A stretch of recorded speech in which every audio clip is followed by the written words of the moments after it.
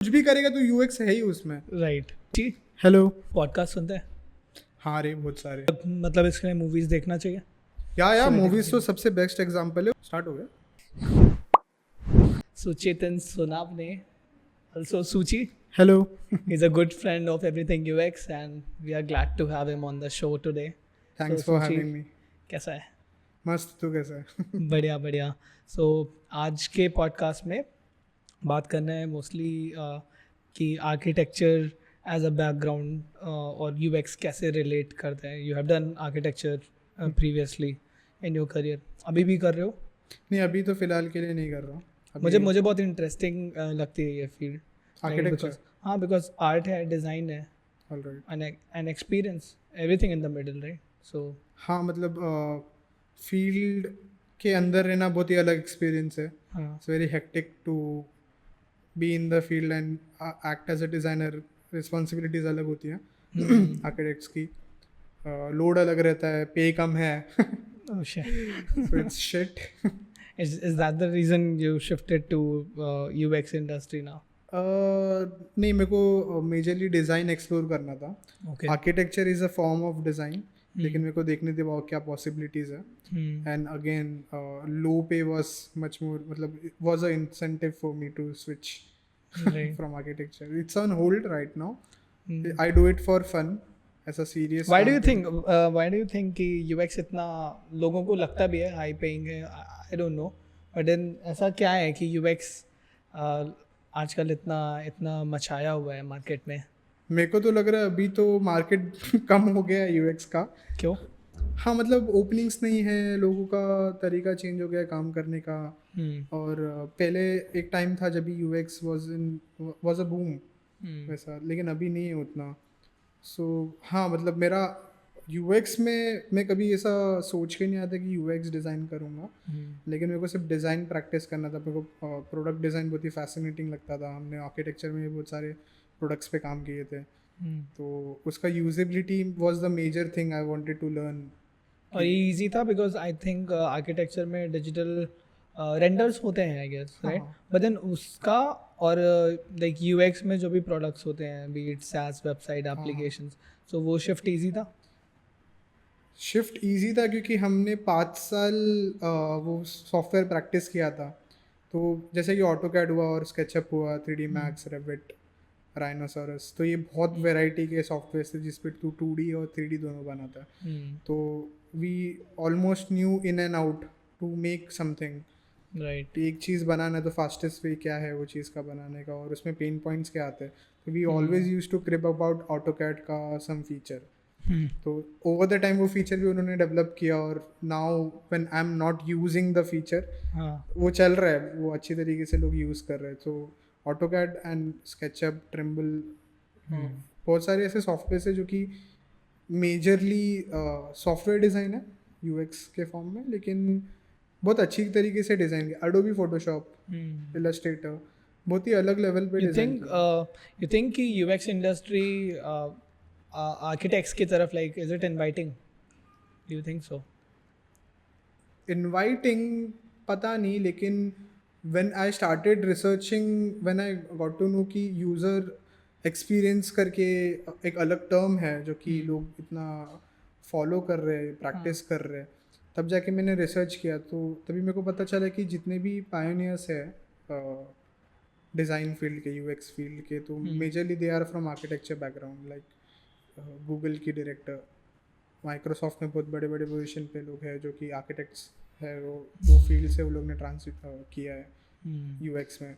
So that was a main incentive for me to switch कि हाँ मतलब easy पड़ेगा, समझ में तो आता है अभी।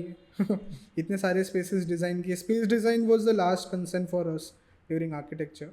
पहले तो एक नैरेटिव सेट करना है, एक अप्रोच सेट करना है, तो उसका पूरा ब्रेकडाउन जो कि अभी यूज़र रिसर्च में करते हैं हम, वो टाइम पे हम लोग अलग तरीके से अप्रोच करते थे प्रोजेक्ट्स को। Right right. अभी अलग तरीके से करते हैं, सिर्फ नैरेटिव चेंज हुआ है लेकिन प्रोसेस भी समवॉट सिमिलर। इंटरेस्टिंग। या फिर फैशन हुआ और आर्किटेक्चर हुआ, इंटीरियर डिज़ाइन हुआ, तो इधर यूज़र एक्सपीरियंस के लिए ही कर रहा है तू। अल्टीमेटली अंडरलाइंग फैक्टर यूएक्स वो ही है। तो ऐसा नहीं कि तेरे को बार बार वो चीज़ प्रूफ करना है कि यूएक्स के लिए मैं ये कर रहा हूँ, यूज़र ऐसा एक्सपीरियंस कर रहा है, वैसा एक्सपीरियंस कर रहा है, वो क्वेश्चन कभी करता ही नहीं कोई, क्योंकि तो एक्सपीरियंस ही डिज़ाइन कर रहा है कोई भी चीज़ को बनाने का। तो मैं तो जब भी इधर आया और इसके पहले जब भी मैं रिसर्च कर रहा था कॉलेज ज्वाइन करने से पहले, तब जाके समझा कि ये कितना ऐसा नया टर्म है।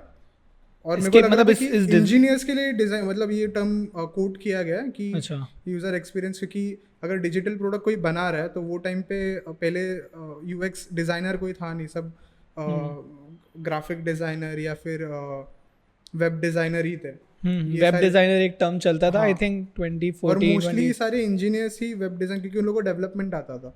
और उस तरीके से ये मेन स्ट्रीम में आया यूज़र एक्सपीरियंस, क्योंकि इंजीनियर्स को समझना पड़ेगा कि एक्सपीरियंस करके भी चीज़ होती है, सिर्फ बैक एंड को फ्रंट एंड में ला के कनेक्ट करो और सिर्फ CTA दो सब। बट अभी तो फुल टाइम मतलब यूएक्स ही कर रहे हैं ना। अभी तो तू खुद को यूएक्स डिज़ाइनर बोलता है। हाँ, बट मतलब जब तू आर्किटेक्चर में था उस टाइम पे बताना, मतलब मुझे कहीं ना कहीं ऐसा लगता है कि आर्किटेक्चर, साइकोलॉजी एंड इवन ये इंजीनियरिंग ना, तीनों के रूट्स काफ़ी क्लोजली जुड़े हुए हैं यूएक्स से। तो मतलब मुझे बताना कि आर्किटेक्चर में कैसा यूएक्स तेरा, तू पॉटी करने बैठेगा तो भी देखो यूएक्स का फील आएगा।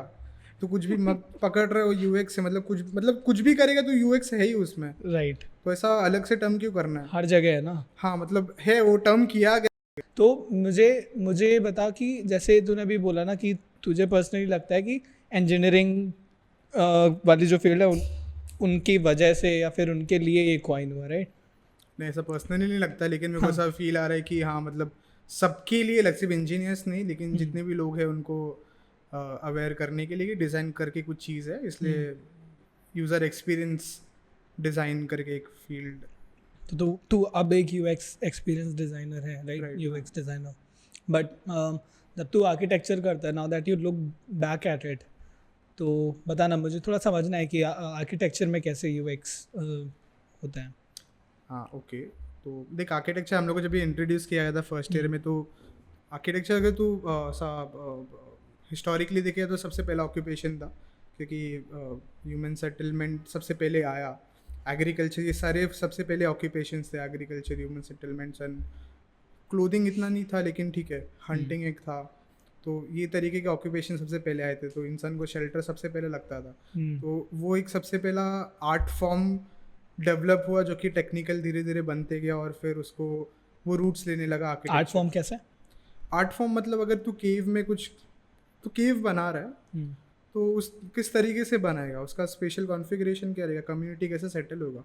अगर तेरे कम्युनिटी में रह रहा है, और तो नॉर्मली वो टाइम पे तो आजू बाजू कम्युनिटी के राइवल रहते थे, मतलब उनके बीच में राइवलरी रहती थी बहुत बड़ी। तो तेरा कम्युनिटी डिज़ाइन भी बहुत बड़ा पार्ट है, चूँकि अभी टाउन प्लानिंग बोलते हैं, राइट। तो वो तरीके से कम्युनिटी डिज़ाइन किए जाते थे, उस तरीके से कम्युनिटी स्पेसेस डिज़ाइन करते थे कि ग्राम पंचायत किधर बैठेगी, लोगों के घर किधर रहेंगे, सरपंच किधर रहेगा, sarpanch in what ever context, Africa, India, Netherlands किधर भी। तो इस तरीके से धीरे, और तभी जाके एक लैंग्वेज फॉर्म होना चालू हुआ लोगों को कि अंडरस्टैंडिंग के लिए कि हाँ भाई ऐसे बात किया जाता है, इस तरीके से एक कॉन्वर्जेशन सेट हो सकता है, या फिर डिलीवरेबल म्यूचुअल अंडरस्टैंडिंग के थ्रू ऐसे लैंग्वेजेस सेट हुए। इसलिए पूरे वर्ल्ड वाइड देखेंगे तो इतने सारे लैंग्वेजेस। बट क्या ये मतलब ये जब architecture as a field emerge हो रही थी, तो कॉन्शियसली मतलब जैसे अब यूएक्स इज अ टर्म, ठीक है, एक फैड बन गया अभी के लिए, हाँ, बट उस टाइम पे ऐसा होता था क्या कि हम लोग को यूजर्स के लिए या फिर अल्टीमेटली? वो टाइम पे तो लोगों को लैंग्वेजेस भी नहीं आती थी फर्स्ट ऑफ ऑल। लेकिन तो सोचना, मतलब वो टाइम पे ऐसा पीरियड था वो, जिसमें तेरे को लैंग्वेजेस पता नहीं, तेरे को सिर्फ हंटिंग पता है, तेरे को सिर्फ कौन सा फ्रूट जहरीला है, कौन सा फ्रूट एडिबल है वो पता है। तो वो टाइम पे यूज़र एक्सपीरियंस ही क्या, ऐसा कुछ होता नहीं था। मतलब एक टूल बनाएगा, उससे तो हंट करेगा, तो वो हंटिंग के लिए कितना एफिशिएंट है वो टूल, वो चीज़। और वो चीज़ को अभी यूज़र एक्सपीरियंस बोलते हैं, एफिशिएंसी को तू एक्सपीरियंस के टर्म पे क्लेम करता है कि यूज़र कितना एफिशिएंटली वो चीज़ को यूज़ कर रहा है, एक टूल को, चाहे वो फोटोशॉप हो या चाहे वो नाइफ हो। डू यू थिंक मतलब आज के टाइम पे ये नीड होनी चाहिए, समझ, मतलब एज अ डिज़ाइनर या फिर प्रोडक्ट और कोई भी डिसीजन मेकर हो, तो तुम्हें कॉन्शियसली मतलब तुम्हें अपने यूज़र्स के बारे में सोचना चाहिए ऑन द फर्स्ट प्लेस? या ऑब्वियसली, क्योंकि आज के टाइम पे सब कुछ बिजनेस ओरिएंटेड है हम्म, फर्स्ट ऑफ ऑल। तो देखो अगर पैसे कमाने तो हाँ ऑब्वियसली देखो यूज़र के लिए सोचना पड़ेगा, क्योंकि एंड ऑफ द डे वो पे करेगा या कोई तो पे करेगा वो चीज़ के डेवलपमेंट के लिए। राइट। लेकिन अभी कोई एथिक्स, डिज़ाइन एथिक्स फॉलो नहीं कर रहा, इट्स वेरी स्टैंडर्डाइज्ड ऐसा। What do you mean by that? Standardize मतलब तेरा हर चीज़ का कॉल टू एक्शन है, हर चीज़ का एक सेट नॉर्म है जो कि कोई ब्रेक नहीं करता, क्योंकि एक फिर वो आर्ट हो जाता है, आर्टिस्टिक अप्रोच हो जाता है। तो ये होना चाहिए या नहीं होना चाहिए? डिपेंड करता है तेरा प्रोडक्ट क्या है, मतलब तू किस तरीके के प्रोडक्ट को टारगेट कर रहा है, तू किस तरीके के प्रोडक्ट पे काम कर रहा है। तो फॉर एग्जांपल अगर किसी आर्किटेक्ट के लिए वेबसाइट बनाना है तो फिर उसका अप्रोच अलग रहेगा, उसका वे ऑफ वर्किंग, उसका प्रैक्टिस, जिस तरीके की वो प्रैक्टिस कर रहा है। अगर वर्नाक्युलर आर्किटेक्चर प्रैक्टिस कर रहा है तो वेबसाइट क्या शो करना है, वेबसाइट रहना चाहिए कि नहीं, अच्छा। वो क्योंकि वर्नाक्युलर है, उसके प्रोजेक्ट्स को दिखाने का फॉर्म क्या है। एक वेबसाइट ही आंसर नहीं है, मतलब पोर्टफोलियो दिखाने का अलग अलग तरीका रहता है। मोस्टली मैं जितने आर्किटेक्ट्स को जानता हूँ जो कि वर्नाक्युलर प्रैक्टिस कर रहे हैं, मतलब जीरो ग्राउंड पे प्रैक्टिस कर रहे हैं, तो वो लोग एग्जीबिशन के थ्रू अपने काम को पोर्ट्रे कर दे, वो लोग के वेबसाइट्स नहीं है। एफिशिएंट होता है ये तरीका उनके लिए? दे बिलीव इन दैट, या एंड इट इज़ एफिशिएंट, क्योंकि तेरे टारगेट ऑडियंस को पता है तेरा काम, तेरे टारगेट ऑडियंस ही तेरा काम देखने आएंगे और कोई दुनिया देखने नहीं आएगी। जिसको देखना है वो देख सकता है, लेकिन ऐसा it's very targeted to some people. तो अभी अभी तुम्हारा अप्रोच मतलब डिज़ाइन में कैसे चेंज हुआ है? क्योंकि आई एम बिलीविंग कि तो फुल टाइम आर्किटेक्चर में नहीं है, या फिर हाँ पार्ट टाइम कभी करता है? नहीं, नॉट एट ऑल। तो अभी कैसा चेंज आया है in terms of life as a designer?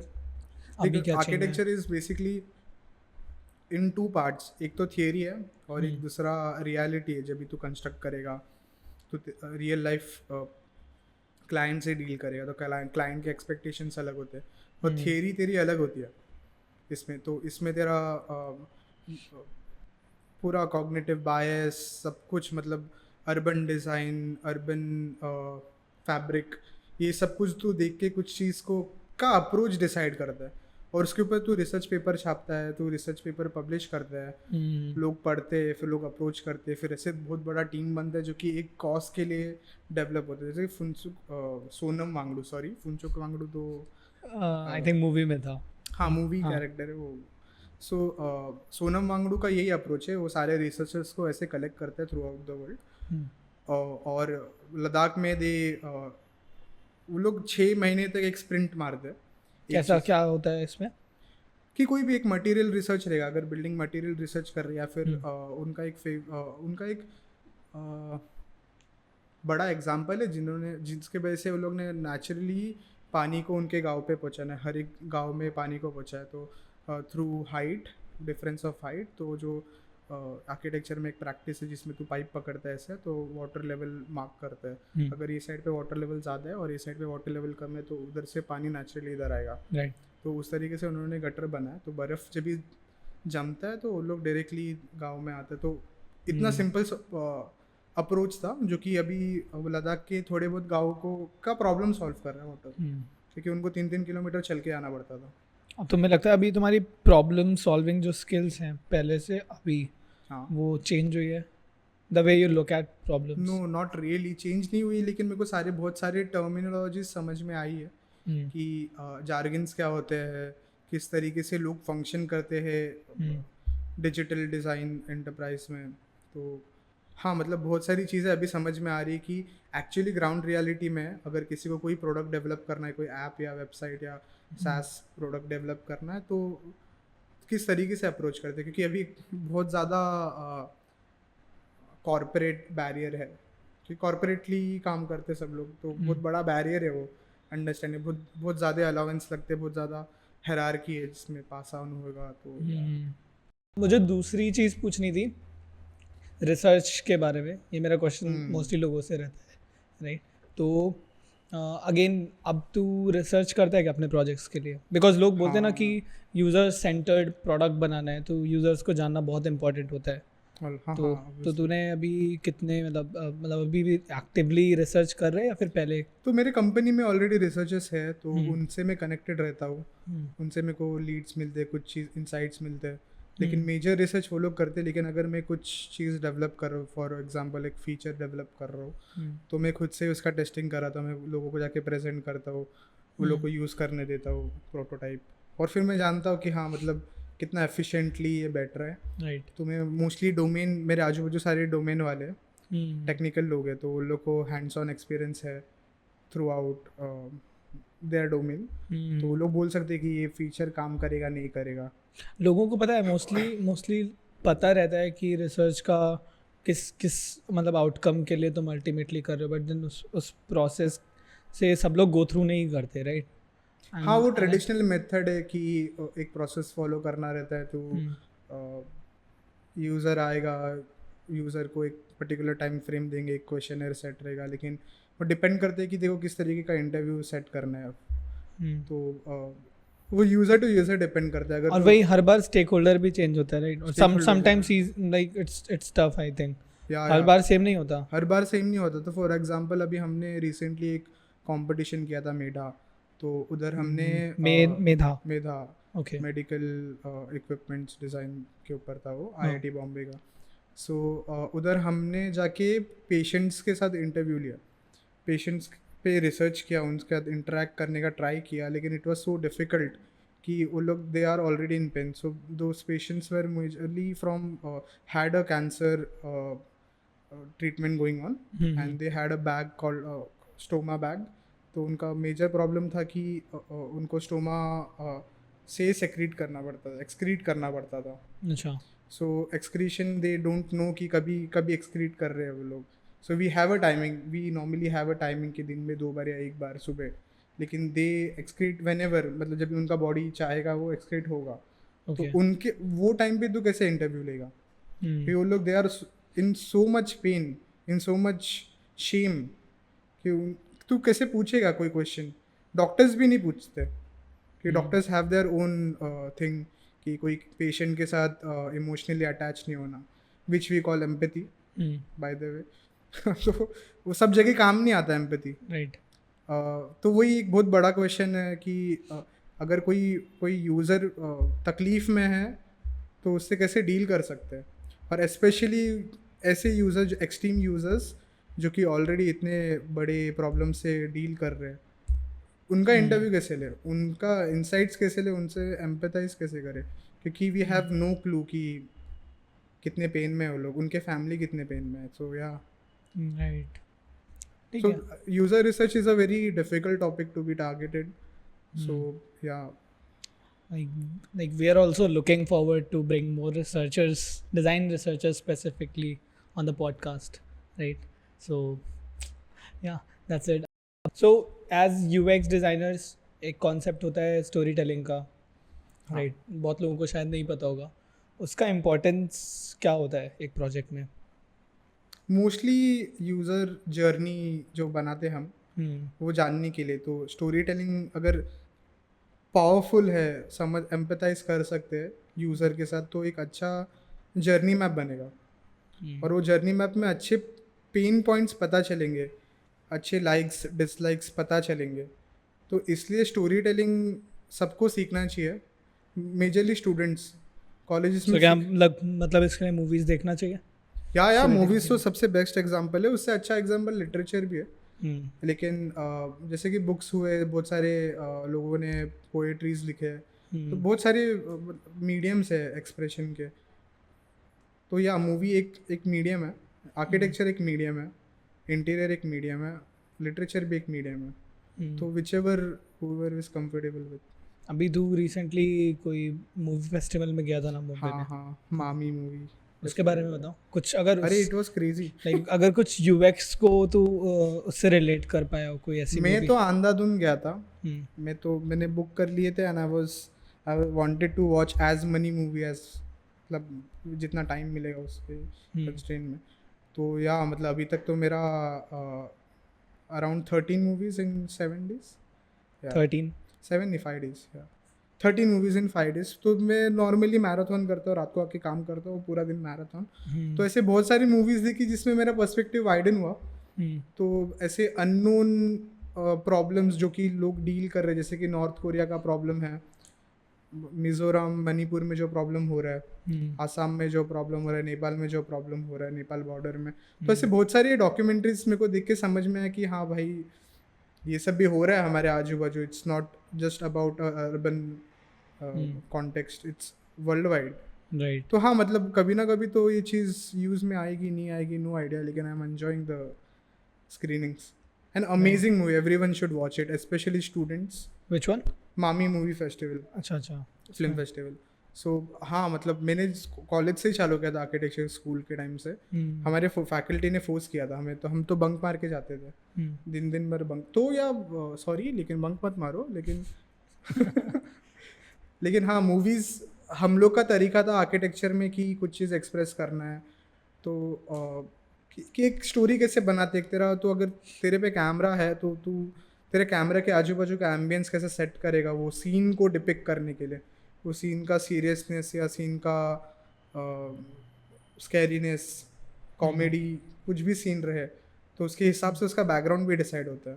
तो बहुत सारे ऐसे आइकॉनिक मूवीज़ है जो कि बहुत ही ब्रिलियंटली उन लोग ने कैप्चर किया है, आर्किटेक्चर, स्पेस, ये सब चीज़ों को। तो जैसे मूवी में क्या होता है कि जब तुम कोई मूवी बना रहे हो, एक स्टोरी कर मतलब क्रिएट करना है उसमें, उसको विजुअलाइज भी कराना है, so that people can like go through what you have thought of, what's there in your brain, right. So कितना क्रिएटिवली कर पा रहे हो। सो उसी से मुझे पूछना है कि यूएक्स भी एक कहीं ना कहीं it's a creative job, right. And then when you are working in a creative field and very like often, मेरे साथ भी हुआ है, ग्रुप्स में काम करना लाइक इजी होता है because creative subject like it's very subjective ना। और फिर अगर तुम एक कोई ग्रुप प्रोजेक्ट में काम कर रहे हो जहाँ सबका पर्सनल टेक काफ़ी ज़्यादा ओवर पावरिंग हो जाता है कभी कभी, राइट। हम दोनों के साथ भी हुआ है पहले भी अपने। लेकिन वो college, I don't count this college as a major experience as such. लेकिन during architecture we had a lot of competitions. जब we used to work in group of 7 or 10। तो वो टाइम पे चीज़ों पे बहुत ही रैशनली आना बहुत ही इम्पोर्टेंट है। And there should be some strong guidance around you, जो कि हमारे सीनियर्स थे। तो ऐसा you can come to a conclusion foolishly कि एस्थेटिकली ये बहुत अच्छा दिखेगा, लोग ये चीज़ पे बहुत हाइप कर रहे हैं, वो नहीं होता। मतलब फिर वो तू यूज़र को नहीं देख रहा, तू क्राउड को देख रहा, तू एज अ कम्युनिटी देख रहा लोगों को। तो मेजरली तू किस तरीके से प्रोजेक्ट्स को ब्रेक डाउन करता है, रैशनली कट आउट करता है आइडियाज़ को, और एक आइडिया पे सब लोग का 100% बिलीव है कि ये आइडिया भाई ये कंपटीशन जीत सकता है। बट सब लाइक इवन अगर वो कंपटीशन के लिए नहीं है, let's say you are working in a product, right, you are working for corporate, तो वहाँ सबको साथ में लेकर आना like as a designer's job वो कैसे? So currently I am not at a very high level. So मेरे कंपनी में मेजरली प्रोडक्ट मैनेजर्स है, प्रोडक्ट टीम अलग है, प्रोडक्ट डिज़ाइन टीम अलग है। I am in design team. Product team is engineering team जिनके थ्रू उनको डिलीवरेबल आता है यूजर्स से, and they try to convey to us. तो we sit together and we try to make a feature out of it, और majorly a feature या a product. या okay, सही है। ऐसा अभी तक का लाइक तुम्हारे जितना भी करियर में प्रोजेक्ट्स किए, कोई ऐसा प्रोजेक्ट के बारे में बात करोगे जिसमें तुम्हें लगा तुमने यूज़र से सबसे ज़्यादा कनेक्ट किया होगा? हाँ ओ हाँ, मेरा थीसिस किस सब्जेक्ट पे था ये? मेरा थीसिस बहुत ही पॉलिटिकल था, तो सब लोग को पसंद नहीं आएगा ये चीज़। तो मैंने एक मेरा ये पर्सपेक्टिव था कि इंडिया में स्टैचूज़ नहीं बनने चाहिए कि किसी भी महान इंसान के, किसी भी फ्रीडम फाइटर के या फिर किसी भी नेशनलिस्ट के। स्टैचूज़ बनाना is a waste of space and money. Okay, मेरा थी पूरा डिसर्टेशन उसके ऊपर था, मेरा डिज़ाइन भी उसके ऊपर था। तो मैं हर दिन कम से कम 5 रैंडम लोगों से ये चीज़ का ओपिनियन लेता था कि स्टैचू मेकिंग क्या होता है आपके लिए। हर दिन मेरा एक्सरसाइज था वो, और मैं एक टाइम के बाद तो अननोइंगली ही करता था। तो हाँ मतलब वो सबसे बड़ा स्टेप था मेरे लिए, जब भी मैं हर एक सिटीजन के साथ के इश्यूज समझ रहा था, क्या पर्सपेक्टिव समझ रहा था, क्या नेशनैलिटी समझ रहा था। तो वो टाइम पे मेरे को बहुत समझा कि अर्बन टाउन प्लानिंग और अर्बन डिज़ाइन बहुत बड़ा इम्पोर्टेंस है एक इंसान के इसमें। और मुंबई में पर हर इंसान को खड़े रहने के लिए जगह अगर कैलकुलेट की, it's the worst in the world. हाँ, जब भी Okay. यूरोप में 4 स्क्वायर मीटर मिलता है, इंडिया में अराउंड 1.2 समथिंग, अभी तो और कम हो गया रहेगा अच्छा। मुंबई में, सॉरी। तो उस तरीके से ह्यूमन के नीड्स बढ़ते हैं, पॉपुलेशन बढ़ता है तो नीड्स बढ़ता है, लोगों की पब्लिक स्पेसेस के लिए डिमांड अलग होती है। अभी आप इतने बड़ा स्ट्रक्चर बना रहे हो, इतना बड़ा एक स्टैचू बना रहे हो एक इंसान का, तो आइडियोलॉजी चेंज करने की बात कर रहे हो। तो मेरा वही क्वेश्चन था कि आइडियोलॉजी ये स्केल पे चेंज करना है क्या, जबकि आप वो इकोनॉमी का कुछ और भी कर सकते हो। तो मेरा साइट था बाबा साहेब अम्बेडकर स्टैचू। तो I challenged the whole narrative of statue making for Baba Saheb Ambedkar. Right. Because अगर बाबा साहेब अम्बेडकर के लिए स्टैचू बना रहे हो, तो वो अभी रहते तो वो खुद अपोज करते वो स्टैचू के लिए। राइट। तो उनके फिर वो डिज़ाइन भी, लाइक आई मेरा डिज़ाइन भी थिंक ऑनलाइन अवेलेबल है। तो ओके, विल हाँ, try to add that in the description या समवेयर। मतलब वो टाइम थोड़ा था अलग, कि political opinions throughout India change हो रहे थे, और ये सब चीज़ें बहुत ही फास्ट पेस थी, बहुत ज़्यादा चर्चा चल रहे थे। और I took up this topic because क्योंकि वो टाइम था कि सब लोग समझ पाए ये चीज़ों को। And I majorly connected after my thesis also with the major population. I presented my thesis to Baba Saheb Ambedkar trust. They okay. Also agreed, उनका ट्रस्ट खुद अग्री करता है कि स्टैचू इस तरीके से बनना चाहिए, बनेगा तो। ये थोड़ा इंटरेस्टिंग टेक है, लाइक बिकॉज जब भी यूएक्स की बात करते हैं हम लोग का एक यूज़र ग्रुप डिफाइंड रहता है, राइट। बट हाँ, देन ऐसे कुछ मास में करना हो, राइट, तब हाँ, आई थिंक कॉम्प्लेक्सिटी बढ़ जाती है उस चीज़ की। लाइक या आई मीन मतलब अंडरस्टैंडिंग बहुत ज़रूरी है वो डोमेन का। कोई भी डोमेन में रहो तो मेजरली यही होता है कि हमें लगता है एज अ डिज़ाइनर, लगता है कि हम प्रॉब्लम सॉल्व कर देंगे कोई भी डोमेन का। लेकिन वो डोमेन में रहना चाहिए, वो डोमेन का एक्सपर्टीज उठाना, बनना चाहिए, एक्सपर्ट बनना चाहिए, तब जाके वो नॉलेज मिलेगा वो राइट। चीज़ को बनाने के लिए। सो लाइक हर एक यूएक्स डिज़ाइनर के लिए अभी, लाइक डू यू थिंक कि एक स्पेसिफिक नीश सबको पता होना चाहिए? इट विल बी गुड, लेकिन इट्स अ पर्सनल कॉल, मैं कुछ बोल नहीं सकता। हाँ। इट्स अ पर्सनल कॉल, लेकिन it will be a great exercise to have a personal for opinion. What reasons? क्योंकि सब लोग का अलग रहता है। Someone wants to be a T shape designer, someone wants to be journalist. तो ऐसा कुछ फिक्स नहीं है। So I don't want to divert them कि तुम लोग को एक चीज़ पे ही फोकस करना। Maybe they are exploring, who right. Knows. Podcast सुनते हैं? हाँ रे, बहुत सारे, हम्म, कुछ ज़्यादा ही सुनता हूँ अभी। लास्ट कोरोना के टाइम से, अच्छा। कोरोना के पहले सिर्फ कान मस्ती सुनता था हम्म, और गो स्टोरीज, लेकिन कोरोना के बाद से कुछ ज़्यादा ही अलग अलग टाइप के सुनना चालू किया। मतलब पॉडकास्ट हेल्प करता है क्या लोगों को अपना, जैसे कि मुझे मुझे पर्सनली लगता है कि पॉडकास्ट सुनने से काफ़ी ज़्यादा नॉलेज बढ़ता है, हाँ, मुझे हाँ, ऐसा लगता है। या free knowledge. Free of cost. या पॉडकास्ट मतलब फ्री टाइम पे सुनता हूँ, जैसे कि अभी मामी के लाइन में खड़ा हुआ 1 घंटा वेटिंग है वॉक इन के लिए, तो क्या करने का वो टाइम पे, तो मामी फिल्म फेस्टिवल, राइट। फेस्टिवल हाँ। तो वो टाइम पे क्या करूँ, तो पॉडकास्ट सुनता हूँ। हम्म, ट्रू क्राइम, कभी फैंटेसी, कभी साईफाई। बहुत अच्छे अच्छे पॉडकास्ट अवेलेबल है अभी तो। लगता है एक डिज़ाइन रिलेटेड पॉडकास्ट लोग सुनते होंगे। मैं सुनता हूँ कभी कभी, लेकिन वो कभी कभी ओवरलोड हो जाता है, क्योंकि मेरे को वो कॉन्टेक्स्ट पता नहीं है, हम्म, लोगों का काम पता नहीं है। तो पहले मेरे को पढ़ना पड़ता है वो कॉन्टेक्स्ट, मतलब कौन आया है पॉडकास्ट पे, बैकग्राउंड क्या है, कौन से कंपनी से बिलोंग करते हैं, और मेन पॉइंट्स हम क्या लोगों का है। ऐसा नहीं है, पता है। हम लोगों का मेन ये है कि लोग आए और ये कन्वर्सेशन से ही लोगों को पता नहीं, ये चले, भी सही है। राइट। हाँ, मतलब वैसे जो इस्टेब्लिश्ड लोग हैं काफ़ी सारे, उनसे सब लोग ही बात करते, राइट। डिज़ाइन एक्सपर्ट्स जिनकी स्टोरीज फेमस हो गई हैं, hmm, who have made into Forbes में कर लिया, राइट, कुछ प्रोडक्ट्स बहुत सक्सेसफुल हो गए, लिंक्डइन पे टॉप वॉइसेस बन गए, वो हो रहे हैं राइट. ये बहुत सही तरीका है ये इसीलिए कर रहे हैं connect ताकि बहुत सारे डिज़ाइन में ऐसे भी एक्सपर्ट्स हैं जिन्होंने मचाया है. अरे बहुत बट वही तो बहुत है ऐसे. एक पार्ट इस पॉडकास्ट का ये है कि उन लोगों को भी लेकर आना है और तुम्हारे जैसे लोगों को भी लाना है भाई, जिनके पर्सपेक्टिव. आई फील कि every designer is unique, design itself is subjective. तो जितने भी मैं क्वेश्चंस आगे भी पूछने, हो सकता है मैं सेम क्वेश्चन बहुत लोगों से पूछूं, बट देन तुम्हारा जो आज पर्सपेक्टिव मुझे मेरा ना डिज़ाइन को लेके, we talked about like community के लेवल पे सोचा राइट कि डिज़ाइन के क्या आफ्टर मैथ्स भी हो सकते हैं राइट.